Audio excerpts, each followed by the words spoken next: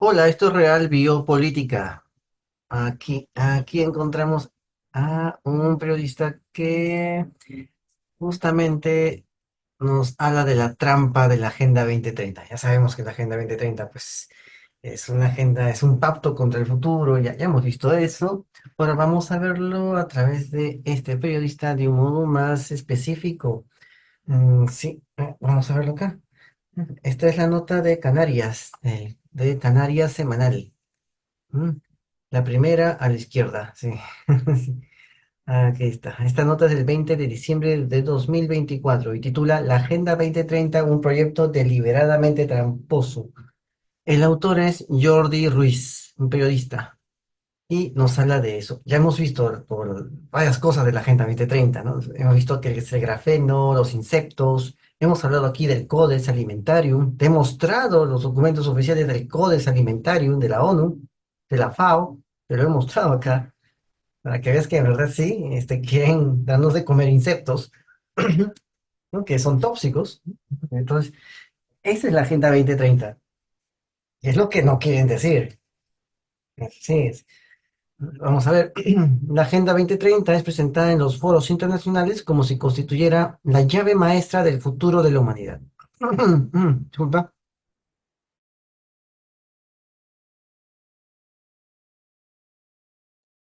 Vamos a verlo acá. A ver acá. Lo llaman un horizonte esperanzador para combatir la pobreza, la desigualdad, la degradación ambiental. Claro que no está hecho para eso. Se nota leguas que la Agenda 2030, que lo que promete la Agenda 2030, la esperanza que promete es humo, es engaño. Se nota leguas, pero hay gente que lo va a creer. Sin embargo, tras su apariencia neutral y consensuada, persisten exactamente las mismas lógicas del sistema que se encargan de generar la desigualdad y la injusticia social. Este análisis crítico ofrece una mirada más allá del discurso oficial, evidenciando cómo estas metas globales no cuestionan ni de lejos el orden económico dominante. ¿Por qué? Porque es un gato pardismo, es modificar las cosas para que éstas sigan igual. Por eso no cuestiona el orden económico dominante, porque son los mismos los que manejan el orden anterior y el orden actual y el orden posterior. Son los mismos. Por eso no se pueden cuestionar a sí mismos. Simplemente es otro estadio más en su dominación, en su poder. Vamos a ver qué nos dice el periodista Jordi Ruiz.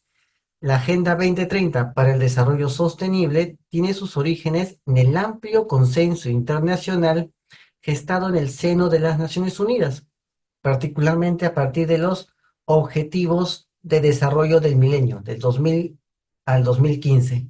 La Agenda 2030 empezó el 2015. ¿No? Así, y ahora sigue el Pacto contra el Futuro. Vamos a ver acá. Tras constatar avances desiguales, los Estados miembros de la ONU iniciaron un proceso de consultas y negociaciones que se extendió por varios años, involucrando a gobiernos, empresa privada, ONGs e instituciones académicas. Su iniciativa culminó el 2015, cuando la Asamblea de la ONU adoptó el documento titulado Transformar el mundo, la Agenda 2030 para el Desarrollo Sostenible. Este documento. Vamos a ver acá. Mm, Aquí lo puedes ver, ¿ves? Aquí entra nada más, entra y encontrarás el documento para descargar. ¿Ves? En varios enlaces de la misma ONU, de varias oficinas de la ONU, ¿ves? Varios de los ministerios de la ONU tienen el enlace para que tú puedas descargarlo. Sí. Aquí está. Esta es la resolución, esta es la declaración. ¿Ves? Aquí está. Transformar nuestro mundo, Agenda 2030 para el Desarrollo Sostenible. Aquí está, son como 40 hojas. Aquí lo vas a ver. Es del año 2015. Esta es la Agenda 2030. Está en esta resolución de la Asamblea General de la ONU. Aquí lo puedes ver. ¿Ves? Vamos a ver qué pasa si ponemos carbono. ¿Ves? Ya. ¿Ves? Aquí no aparece la palabra carbono, reducir las emisiones de carbono. ¿Ves? Ya no aparece acá. Aparece en el otro, en el Pacto contra el Futuro. Ahí sí aparece reducir las emisiones de carbono. Aquí no aparece. ¿Mm? ¿Mm? ¿Ves? No aparece. ¿Ves cómo cambian, no? Cómo mejoran las cosas para su conveniencia. El compromiso fue suscrito por 193 países de la ONU, abarcando desde potencias como Estados Unidos, China, Alemania o Japón, hasta naciones emergentes y en vías de desarrollo. Fueron activos los miembros del G7, la Unión Europea, mm, el bloque de América Latina y el Caribe y África, todos con distintas prioridades, pero un aparente único objetivo: acabar con la pobreza. Van a crear una nueva pobreza en base a esa nueva tecnología. O sea, el que haya visto el libro de Orwell, 1984, se da cuenta que vivir como militante del partido era una forma de pobreza. Pero se sentían privilegiados frente a la plebe, a los plebeyos, a la plebe. ¿Por qué? Porque ellos sentían que vivían en organización, en civilidad, pero la plebe no vivía en eso, pero vivía más libre. Pero aún así estaban igual de controlados, porque se había creado una especie de campo para la plebe. La plebe ahí hacía lo que quería, pero estaban siendo también controlados, porque no podían ir más allá, y tampoco querían hacerlo. Esa es la nueva pobreza. Aparece en 1984, ahí aparece eso. Sin embargo, tras su aparente neutralidad, blindada por grandes consensos, esconde la misma lógica que ha configurado el orden social actual. Es lo mismo que va a pasar ahora, pero con tecnología. Los mismos males, la misma pobreza, va a ser igual, también va a haber pobreza, pero con tecnología.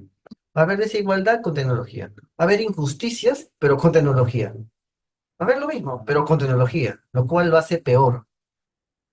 ¿No? Lejos de quebrar las estructuras que generan desigualdad, las reproduce bajo la ilusión de un futuro compartido. Según advertía Marx, la historia de la humanidad es la de la lucha de clases, y la Agenda 2030, lejos de alterar este tipo de relaciones de poder, se limita a encubrirlas con un lenguaje técnico y amable. Ahí está, el lenguaje técnico y amable. Acá está. Estamos resueltos a liberar a la humanidad de la tiranía. ¿Quién es el nuevo tirano? El tirano se llama pobreza, las privaciones, ¿no? Y a sanar y a proteger nuestro planeta. Ahí está, ya sabemos, ¿no? La Agenda 2030. La tiranía de la pobreza, de la pobreza.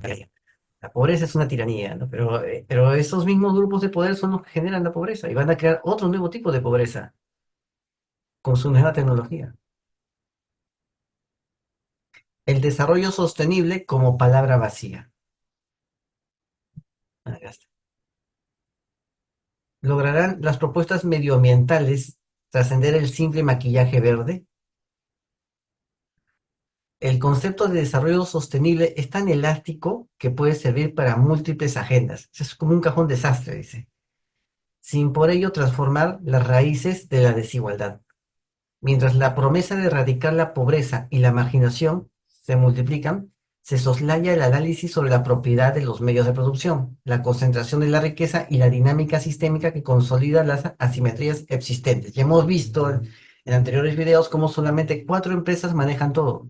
Y esas 4 empresas pues, están en manos de más o menos entre más o menos 12 familias, que son las familias pues Illuminati, las que tienen el poder real.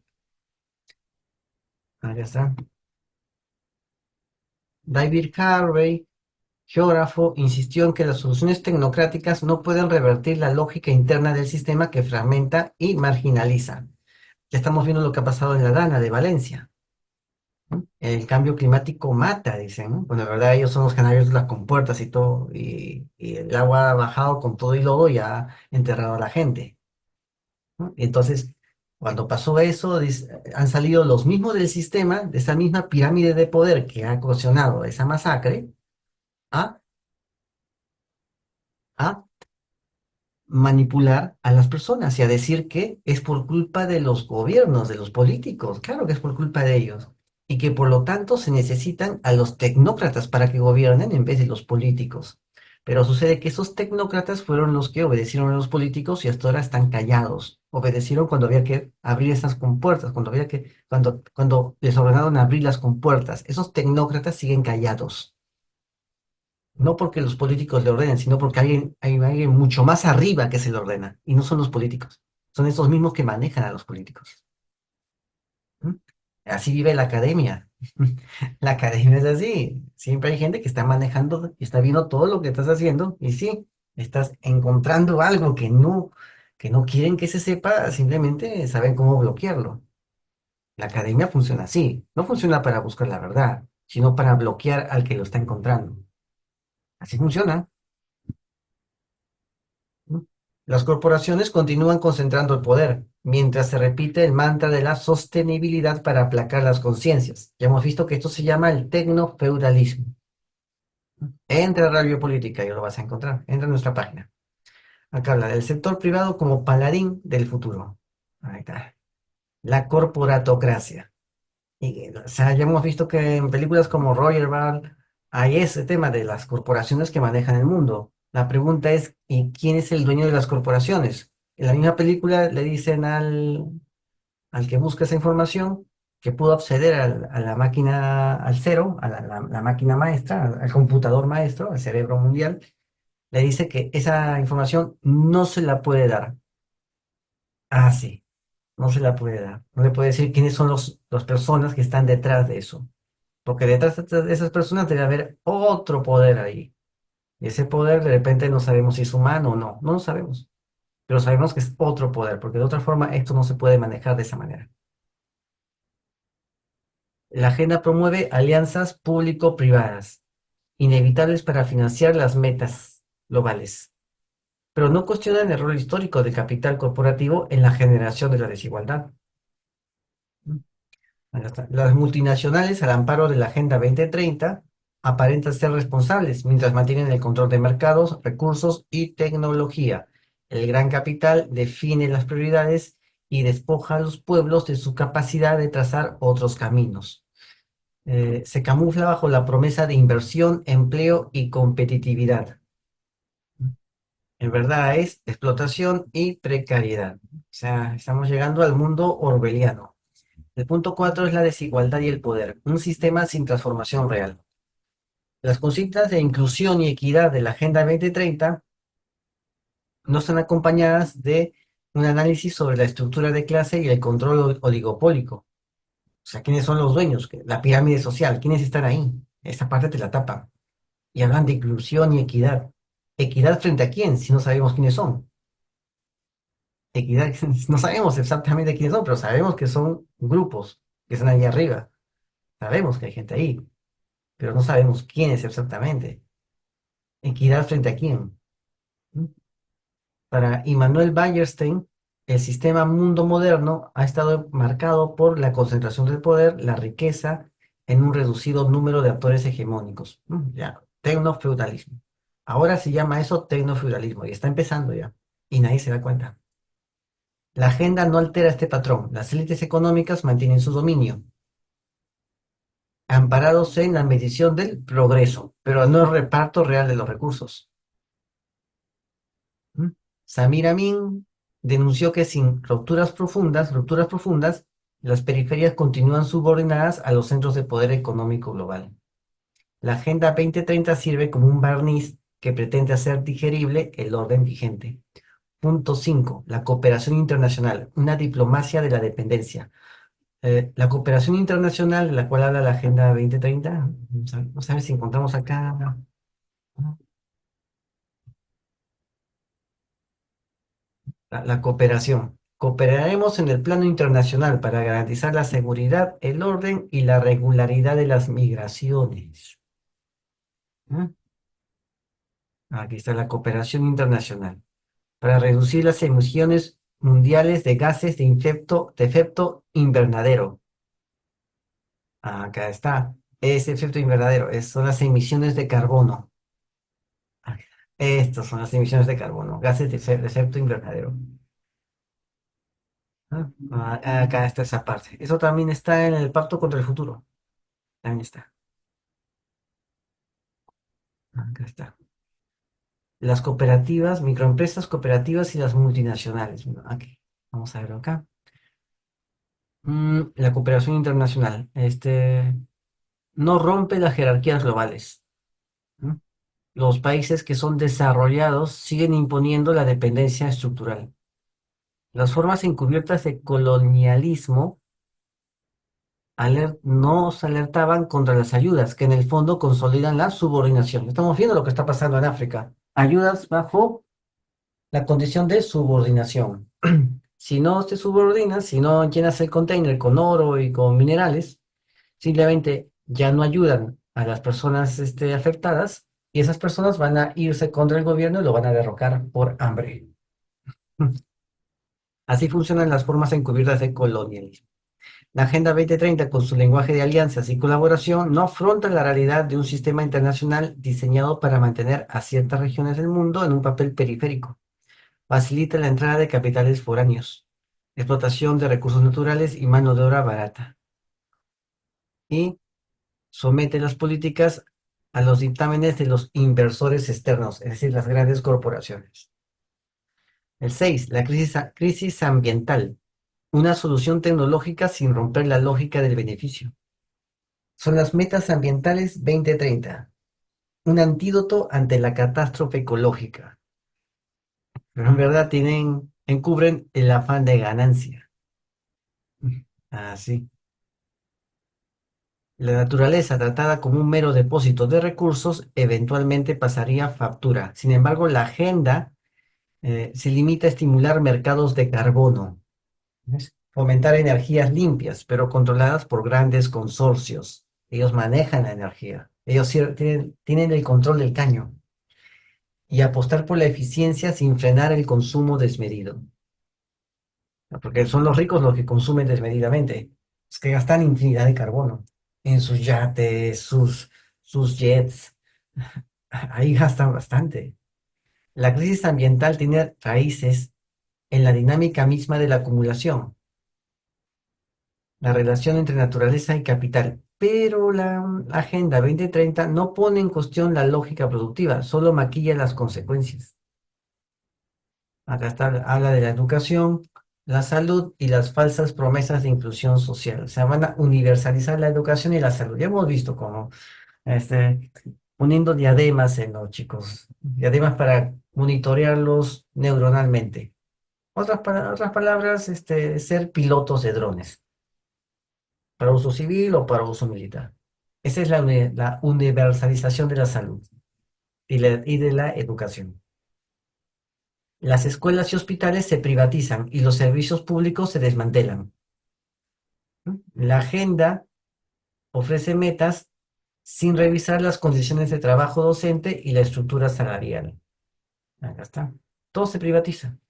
Son las corporaciones las que van a decir lo que hay que estudiar, los, las enfermedades que van a ser prioridad en base al mercado. Se van a van a dar prioridad al tratamiento, al diagnóstico de las enfermedades en base al mercado, no en base a las verdaderas necesidades de la población. Ni la precariedad laboral ni la desprotección social se resuelven con compromisos abstractos. La educación se vuelve una mercancía. La salud es un privilegio. Y la Agenda 2030, al no modificar la base económica, solo promete el espejismo de la equidad.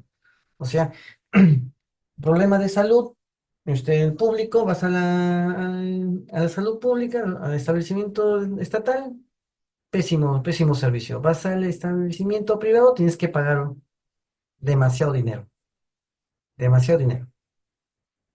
Ah, sí, en los privados. Ah, sí. Bueno, la Agenda 2030 habla de sociedades pacíficas y justas.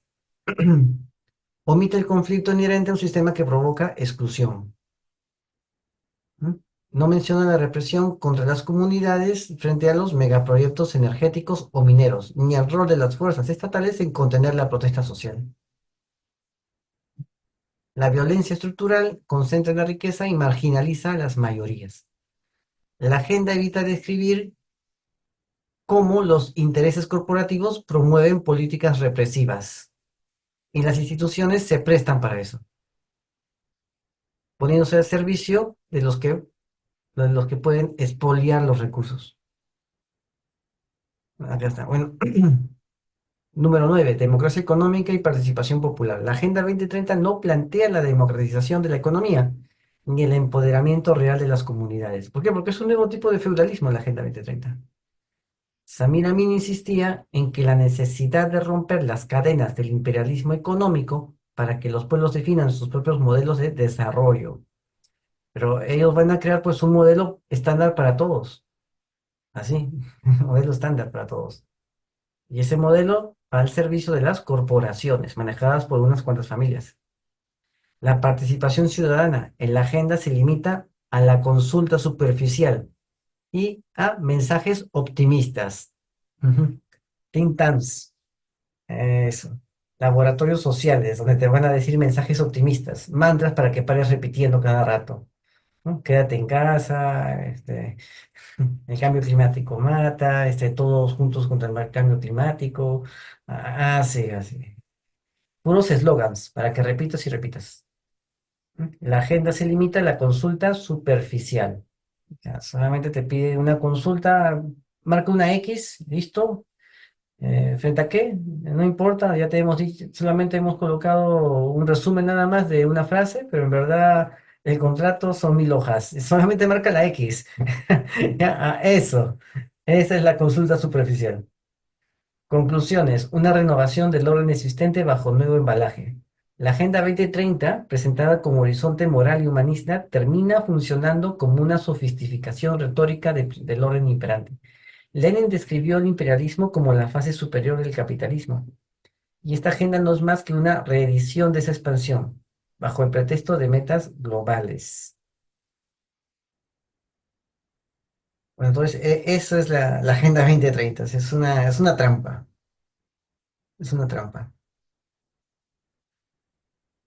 Ya, entonces vuelven a repetir lo mismo, ¿no? Eh, Sin estos cambios profundos, la Agenda 2030 es tan solo la enésima promesa del sistema para legitimarse y fortalecerse.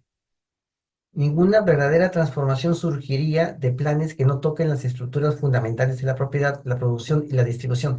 El hecho es que sí lo va a tocar, pero ellos van a tener el control de esas estructuras de propiedad, producción y distribución, porque van a tener el control de los datos. O sea, ellos van a controlar esa tecnología. Y es lo que están haciendo, grafenar y grafenar y grafenar. Es lo que están haciendo. Entonces, eso serían las trampas de la Agenda 2030. Así que ya sabes, suscríbete, comenta y comparte, hazlo viral y no te olvides, la verdad está a la vista. Saludos.